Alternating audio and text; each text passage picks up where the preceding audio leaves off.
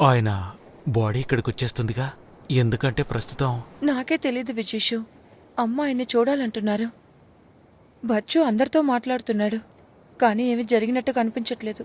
వాడికి కూడా ఏం చెయ్యాలో తెలియట్లేదు. ఏ వాడితో ఏడవద్దు. నువ్వైనా మాట్లాడు.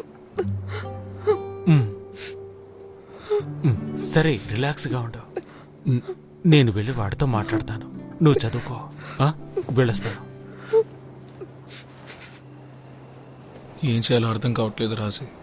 ఎవరికి ఫోన్ చేయాలో కూడా తెలియట్లేదు. నువ్వు దేనికి టెన్షన్ అవ్వకరా, మేము ఉన్నాం కదా. అజన్, చెప్పండి అన్న. పరిస్థితి ఎలా ఉంది? పర్మిషన్ లేకుండా తీసుకురాగలమా?